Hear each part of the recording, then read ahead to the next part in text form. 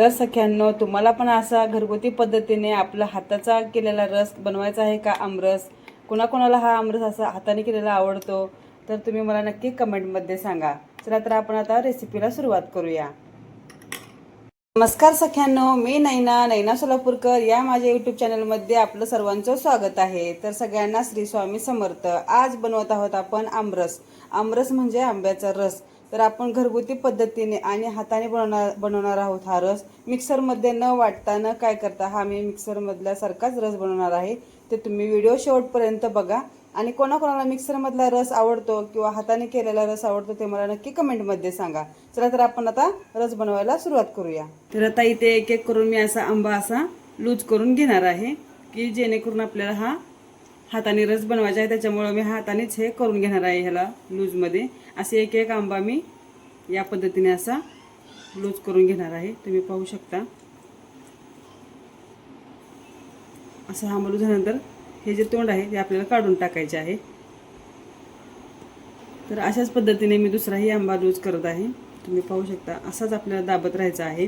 प्रथम आता तोंडाकडे दाबायचा नाही, नाहीतर तोंडातून काय होतं त्याचं ते पाणी रस आपला बाहेर निघतो. त्याच्यामुळे इकडेच आपण थोडं थोडं लूज करत करत नंतर ना असं वरच्या बाजूला असा थोडं थोडं लूज करायचं आहे आणि तोंडावर असं बोट ठेवायचं आहे त्याच्या.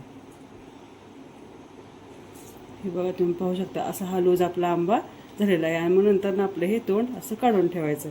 तर अशा प्रकारे मी सगळे आंबे इथं लूज करून घेणार आहे. तर अशा पद्धतीने मी ते आंबे सगळे असे लूज करून घेतलेले आहेत. तर आपण तुम्ही बघू शकता आता याच्यामध्ये आपल्याला आंब्याचा रस हा करायचा आहे. आता तर अशा पद्धतीने असं आपलं मागून असं प्रेस करायचं. तिथे आपला आंबा अशा पद्धतीने पूर्ण याच्यामध्ये असं पिळून घ्यायचं आहे. तुम्ही पाहू शकता रस छान पडलेला आहे आपला. अशा पद्धतीने मी तुम्हाला दाखवत आहे. बघा, रस हा हाताने केलेला रस. आणि जो आपण मिक्सरला करतो तो रस फक्त हे जे साल काढून त्याचे आपल्याला गर काढून मिक्सरला फिरवता तो मिक्सरचा रस तयार होतो. आणि हा रस आपला अशा पद्धतीने आपण तयार करणार आहोत.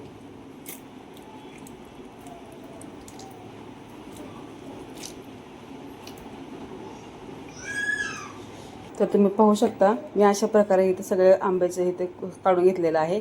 आणि इथे जे आहे कोयती ही कातडे निघलेले आहेत. तर कोण कोण याला पण धुवून रस करतं, पण मी याला काय धुवून रस करणार नाही. ते मला आवडत नाही. त्याच्यामुळे हे असंच मी मुलांना खायला देणार आहे आता. आणि इथे बघा, अशा प्रकारे मी इथे सगळ्या कोयीचा असं या प्रकारे मी रस इथं काढणार आहे. असं एक एक करून मी रस आता इथे काढून घेणार आहे. आणि हे जे आहे ते धुवून न घेता आपली मुलं खातात, ते मुलांना खायला द्यायचं आपल्या. हे बघा, आपला रस आपण ते लूज मस्त केल्यामुळे आता इथं रस आपला छान सुटत आहे. तर बघा, आपण आता हा एक एक करून पूर्ण आपला रस इथं मी आपण काढून घेतलेला आहे. आता यामध्ये आपण थोडीशी साखर टाकणार आहोत. आंबा जर जास्तच गोड असेल तर आपल्याला थोडीशीच कमी साखर टाकायची आहे. किंवा तुम्ही गूळसुद्धा टाकू शकता. गुळाचा सुद्धा रस खूप छान लागतो. तुम्ही बघा, आपला रस हा पूर्ण घट्ट असा निघलेला आहे. याच्यामध्ये पाणीसुद्धा घालायची गरज नाही आहे. आणि कुठलंच काही बर्फ ते घालायचं कसं ही गरज नाही आहे. तर अशा पद्धतीने आपला हा रस आता तयार झालेला आहे. तर अशा पद्धतीने हा आपला रस झालेला आहे. याच्यामध्ये मी आपल्या आवडीनुसार साखर टाकणार आहे. आणि याच्यामध्ये थोडंसं चवीनुसार आपल्याला म्हणजे चिमूटभरच मीठ टाकायचं आहे. असं एवढंच की जेणेकरून आपल्याला आमरसला चव येणार आहे. आणि आता मी हे पूर्ण असं तुम्ही रवीने सुद्धा असं घोटून घेऊ शकता. मी याच्याने असं फिरवून ही साखर एकजीव करून घेणार आहे. आणि ही साखर एकजीव करता करताच आपला हा रस तयार होणार आहे. तर कोणाकोणाला अशा पद्धतीने केलेला रस आवडतो? आणि खरं सांगा, मिक्सरमधला चव जास्त लागते का अशा पद्धतीने केलेला चव जास्त लागते? हे पण तुम्ही मला सांगा. खरंच जे हाताने जे रस बनवलेला खातात ना, त्यांनाच माहिती की हाताने बनवलेला रस जो असतो त्यालाच खरंच चव लागते. की म्हणतात की त्यात आईची हातची माया असते, त्याच्यामुळे आपल्याला ही चव लागते. आणि मिक्सर काय इलेक्ट्रिकमध्ये आपल्याला ते काय चांगलं लागणार. त्याच्यामुळे आता हे हाताने केलेला रसच आपल्याला खूप छान लागणार आहे. म्हणजे कसं हे असं गुटळ्या गाठी असं आलं तर चपातीमध्ये खूप छान लागतं.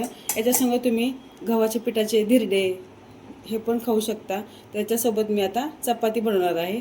तुम्हाला मी दाखवते. आता हा रस मी आता थोडा वेळ फ्रीजमध्ये थंड होण्यासाठी ठेवणार आहे. पद्धतीने आपला आमरस चपाती हा तयार झालेला आहे, तुम्ही पाहू शकता. आणि याच्यासोबत मी तोंडी लावायला काहीच केलं नाही. कोण कोण कांद्याची चटणी करतं, बटाटा भाजी करतं, किंवा काहीतरी तिखट करतं, किंवा लसणाची किंवा जवसाची चटणी करतं. हे मी काही केलेलं नाही, का तर मुलं लहान आहेत त्याच्यामुळे त्यांना फक्त रस आणि चपाती म्हटलं तर रस आणि चपातीच खातात. आणि जे करतो आपण की भाज्या दुसऱ्या करतो ते तशाच राहतात. त्याच्यामुळे फक्त आमरस आणि चपातीच केलेली आहे. तर चला, आता तुम्हाला व्हिडिओ आवडल्यास तुम्ही नक्की मला लाईक करा आणि सबस्क्राईब करायला विसरू नका. चला मग बाय सगळ्यांना. तुम्ही पण जेवण करून घ्या, मी पण जेवण करून घेते.